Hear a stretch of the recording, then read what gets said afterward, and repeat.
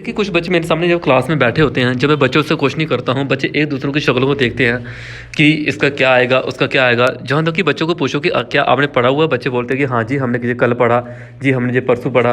लेकिन जब बच्चों को देखा जाए कि उनके कंसेप्ट इतने क्लियर होते नहीं हैं, तो कहीं ना कहीं ऐसा होता है कि आप लोगों के भाई बहन जहाँ जो बच्चे हैं, वो कहीं ना कहीं जहाँ भी पढ़ रहे हैं वो अच्छा पढ़ रहे हैं, लेकिन उससे भी अच्छा सीख सकते हैं। इसको आप यकीन मानिएगा, मैं ये नहीं बोल रहा हूँ कि मेरे पास ही छोड़ो, आप जहाँ कहीं भी छोड़ो।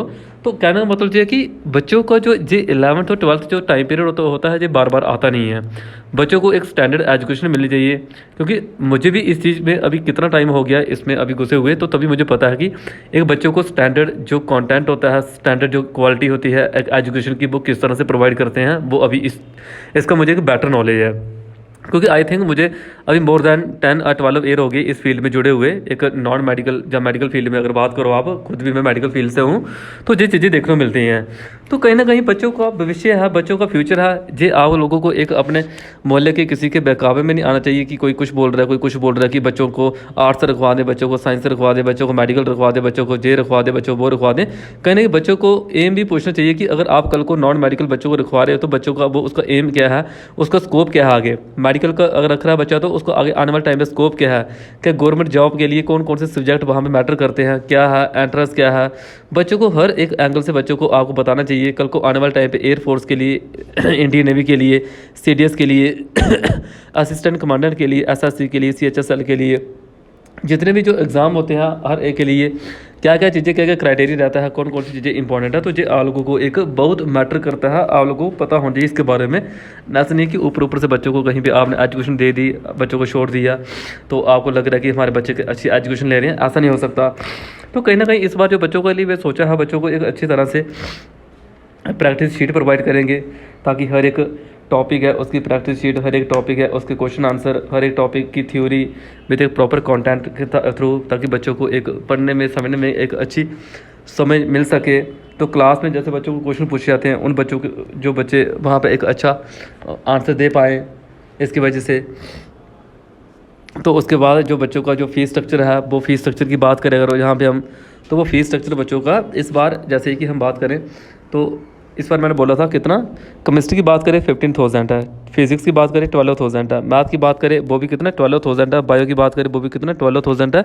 लेकिन इसमें इस बार जो हमने बच्चों को कितनी छूट दी है, वो छूट कितनी है, छूट जहाँ पे मैंने बोला कि जी जहाँ पे देख सकते हो, जी देखिए, जी कोई गोल्डन अपॉर्चुनिटी आप बच्चों के लिए कि क्लास 12th का जो लक्ष्य बैच है उसके लिए मैंने कितना बोला, 500 बोला पर मंथ।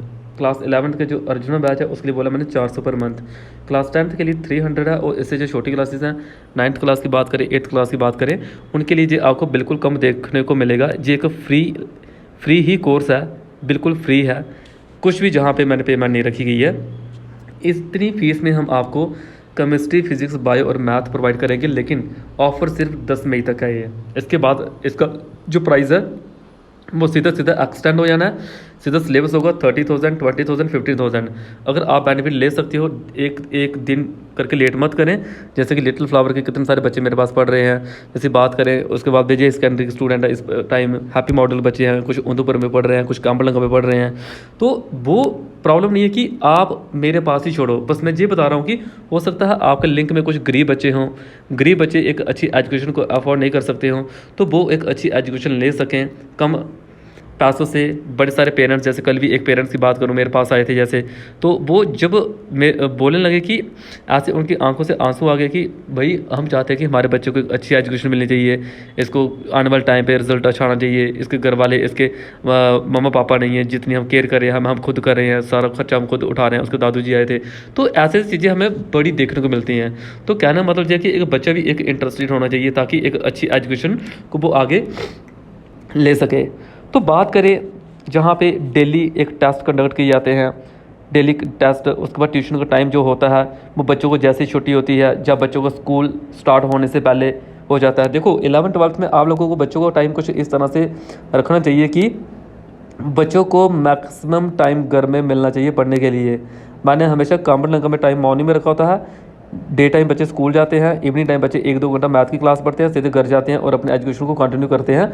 और आपके बच्चे, आपको कहीं पे लगता है कि कहीं पे आने जाने में उनको प्रॉब्लम आ रही है, कहीं पे 3-4 घंटे लग रहे हैं, या कहीं पे लग रहा है कि वहाँ पे हमारे बच्चे अच्छी तरह से सीख नहीं पा रहे हैं, तो आप कहीं ना कहीं फिर गलत कर रहे हो। ऐसा नहीं करना बच्चों के साथ, क्योंकि बच्चे जी जहाँ पे इनको ऐसे ऐसे चांस बार बार नहीं मिलेंगे, क्योंकि वो भी एक छोटी एज पे हैं, तो उनको बहुत कुछ देखने को मिल सकता है।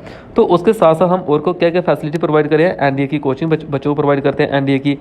और एनडीए की कोचिंग के साथ साथ बच्चे क्या होगा, 11th-12th में बच्चों को सीयूईटी की जो प्रिपरेशन है, आजकल जो गवर्नमेंट जहाँ पे ये यूनिवर्सिटी वालों ने एक क्राइटेरिया रखा हुआ है, सीयूईटी की प्रिपरेशन हम साथ साथ करवाते हैं। गवर्नमेंट जॉब के लिए जो आगे हेल्प करता है बच्चों को एक कॉम्पिटिटिव एग्ज़ाम को क्रैक करने के लिए, बच्चों को कंप्यूटर डिप्लोमा प्रोवाइड करते हैं।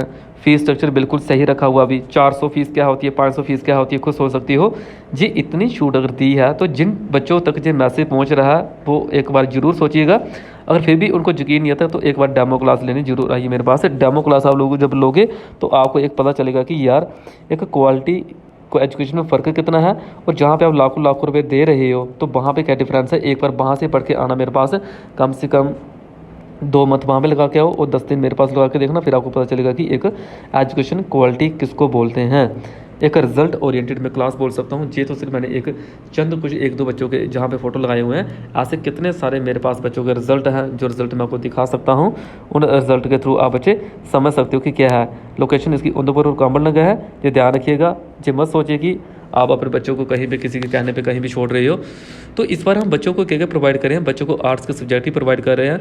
पॉलिटी होगी, हिस्ट्री होगी, एजुकेशन होगी, अलग अलग टीचर जहाँ में क्लासेस कंडक्ट करेंगे। नॉन मेडिकल के लिए अलग अलग टीचर क्लासेस कंडक्ट करेंगे। मैथ के लिए, बायो के लिए, फिजिक्स के लिए, केमिस्ट्री के लिए, हर एक सब्जेक्ट के लिए बच्चों को एक अच्छी एजुकेशन देने का एम है। और सोसाइटी के लिए एक स्टेप जहाँ पे मूव करने के लिए ये आप लोग बोल सकते हो कि इतने कम फीस में आप लोगों को ये चीज़ें प्रोवाइड करें हैं। और साथ साथ आप लोगों को कंप्यूटर एजुकेशन भी साथ साथ मिलेगी, एनडीए क्लासेस मिलेंगी। ऑफर का ध्यान रखिएगा। ये बार बार मैं इसलिए वीडियो बना रहा हूँ ताकि आप लोग इस चीज़ को ना भूल जाओ। कहीं आप 11 तारीख को आप बोलो कि सर गलती होगी, वो चीज़ आपको नहीं मिलेगी। इसलिए बार बार ये चीज़ें आपको बताई जा रही हैं, ध्यान रखिएगा इस चीज़ का।